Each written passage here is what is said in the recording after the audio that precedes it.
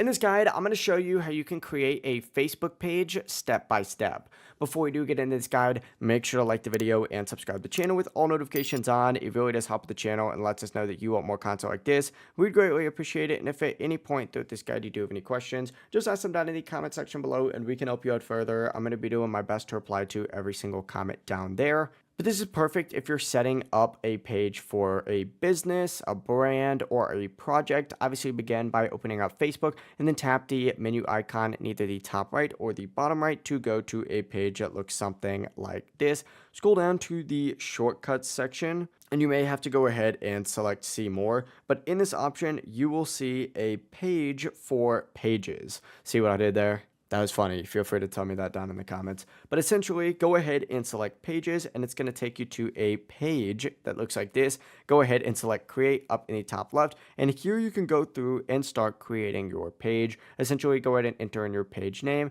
tap next, and then it will prompt you to choose a category that best fits that page. Go ahead and choose that and then tap create, and your Facebook page is now going to be created. I'm going to go ahead and just manage this one to show you kind of what it looks like. But essentially, once you are on your page, it functions as another Facebook account. But you can go to this page and go ahead and navigate the professional dashboard. If you select on your page itself, you can go ahead and edit it as well. As you can see, it looks like my page needs a little bit of help. But whenever you are finished, just make sure that you save your changes by tapping done. To switch between those accounts, once again, just go back to this menu page and then you'll see a little icon to switch between them. And it really is as simple as that.